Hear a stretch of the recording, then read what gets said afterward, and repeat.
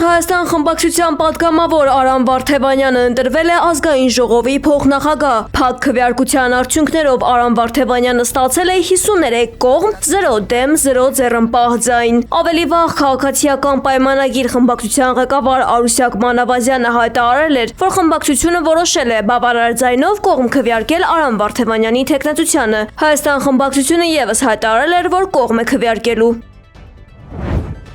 Խորհրդարանի ղեկավար կազմի ընտրություններից հետո օրակարգային հաջորդ հարցը մշտական հանձնաժողովների ընտրությունն է։ 9-րդ գումարման ազգային ժողովում քաղաքացիական պայմանագիր խմբակցությունը կղեկավարի պետաիրավական հարցերի հանձնաժողովը, ինչպես նաև պաշտպանության եւ անվտանգության, կրթության, առողջապահության, արտաքին հարաբերությունների, աշխատանքի եւ բարեկեցության հարցերի հանձնաժողովները։ Ուժեղ Հայաստան խմբակցության պատասխանատվության ներքո էլ կլինեն ֆինանսավարկային եւ բյուջետային, տարածքային կառավարման եւ շրջակա միջավայրի, ինչպես նաև եվրոպական ինտեգրման հարցերի հանձնաժողովները։ Մարդու իրավունքների հարցերի հանձնաժողովն էլ կղեկավարի Հայաստան դաշինքը։ Արևմտյան Ադրբեջանի խոսույթը որևէ կերպ չի նպաստում Հայաստանի եւ Ադրբեջանի միջև ձևավորված խաղաղությանը, հայտարարել է Պաշտպանության եւ անվտանգության հարցերի մշտական հանձնաժողովի նախագահի տեխնացու Վիլեն Գաբրիելյանը։ Միևնույն ժամանակ Գաբրիելյանը հայտարարել է, որ առայժմ չկա կարիք այդ խոսույթը քննարկել ազգային ժողովում։ Այն, որ այդ խոսույթը իր մեջ պարունակում է ռիսկ, միանշանակ այդպես է, որովհետև առնվազն կրկնում եմ այն գործընթացին, որը որ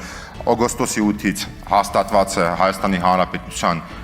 եւ Ադրբեջանի Հանրապետության միջև, այդ գործընթացին որևիցե բանով չի նպաստում, եթե ուղիղ չասեմ, որ բավականին խանգարում է, քանի որ այդ գործընթացը այնուամենայնիվ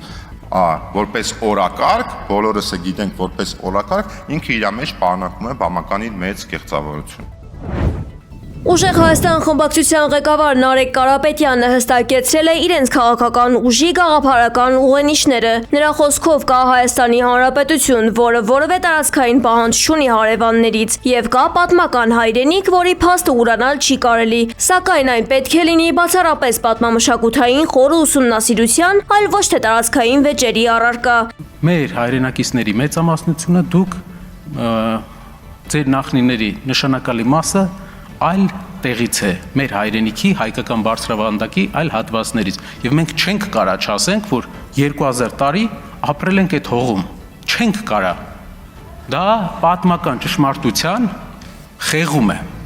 Այդ իսկ պատճառով մեր մոտեցումը այսպես է. մենք ունենք պատմական հայրենիք, որը կիսում ենք այլ ժողովուրդների հետ։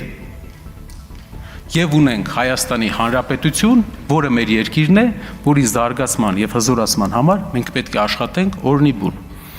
Գալիս է մյուս հարցը. ինչու է պատմական հայրենիքը, ինչ պետք է անենք մենք մեր պատմական հայրենիքի հետ։ Հարց հնչեց, թե գնալու ես Ադանա ծառայես մեր գործընկերների կողմից։ Ոչ, հարցը ուրիշ ձև պետք է ձևակերպենք։ Պատմական հայրենիքը դա պատմագիտության եւ մշակութաբանության համար ուսումնասիրության մեծ դաշտ է։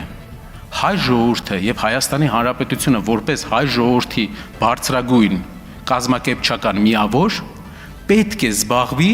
իր անցյալի, իր մշակույթի ուսումնասիրությամբ, մշակույթը պատմական հայրենիքում, պատմագրությունը պատմական հայրենիքում, որպեսզի 400-500 տարի հետո ժառանգներին հանձնենք մեր նախնիներից եկած եւ իրական պատմությունը որպես փաստ։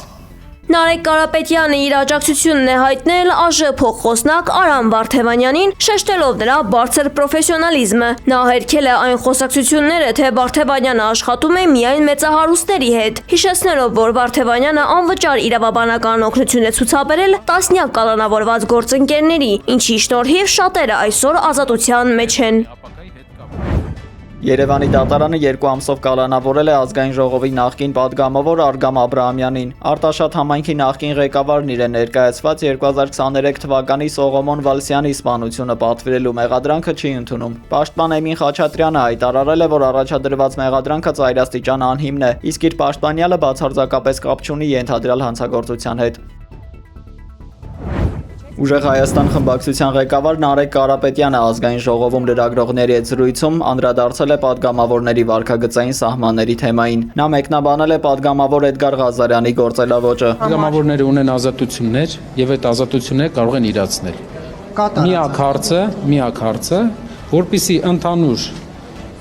համակարգային բարեվարկության նորմերը պահեն, որպեսզի մեր հայրենակիցներին հաճելի լինի հետևել իրենց կողմից ընտրած ազգային ժողովին։ Մենք փոփոխություն ենք բերել ազգային ժողով։ Չափավոր ազատություն ունեն ձեր ֆրակցիայում։ Այո, եւ մենք աշխատում ենք նրա վրա, որ սովորենք նոր խոսույթ ձևավորվի առանց վիրավորելու քննադատելը։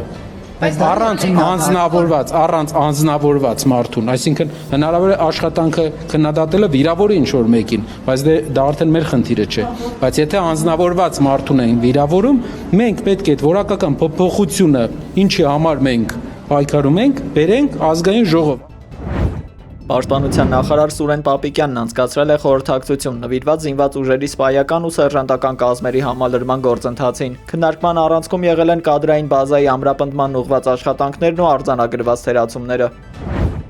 Զանգվածային ծեսկրտուք է տեղի ունեցել Արարատի մարզի Դաշտաբան գյուղում։ Ավելի քան 10 քաղաքացի բժշկական օգնություն ստանալու նպատակով դիմել է Մասիսի բժշկական կենտրոն։ 10-ից ավելի մարդ ձերբակալվել է։ Նախնական տեղեկությամբ վիճաբանությունը ծագել է մեքենան արագ վարելու հարցի շուրջ, որը վերածվել է ծեսկրտուքի։ Ըստ ֆոտոլրագրող Գագիկ Շամշյանի դեպքի վայրում հայտնաբերվել են առնանման հետքեր, միջադեպի մասնակիցներին պատկանող հողաթափեր ու գլխարկներ, մեծ քանակությամբ քարերի կտորներ եւ փայտեր, որոնք ամենայն հավանականությամբ որպես զենք են ծառայել կողմերի համար։ Բացի ֆիզիկական բռնությունից շրջանառվում են նաև հրազենի հնարավոր կիրառման մասին լուրեր։ Որոշ ականատեսների պնդմամբ կռվի ընթացքում լսվել են նաև կրակոցների ձայներ։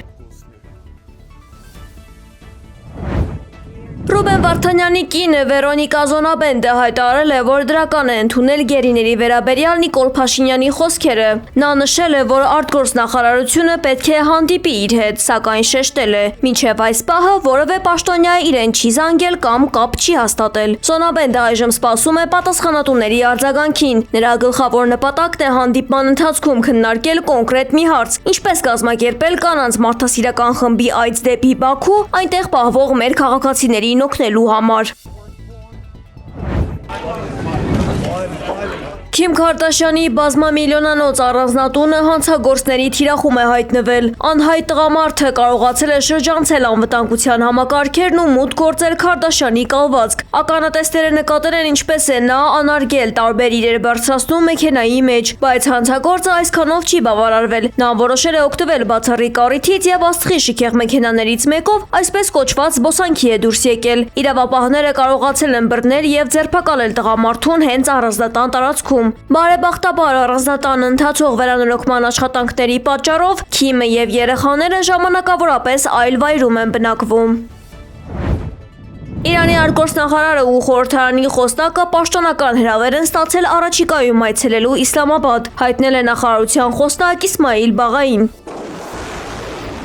Եմենում հուսիները հրթիռներով եւ անօդաչուներով զանգվածային հարվածներ են հասցրել Սաուդյան Արաբիայի նավահանգստին եւ ենթակառուցվածքներին, ինչի հետևանքով կան տասնյակ զոհեր ու վիրավորներ։ Հուսիները ծովային շրջափակում են հայտարարել Սաուդյան Արաբիայի դեմ եւ թիրախավորել օդանավակայաններից մեկը։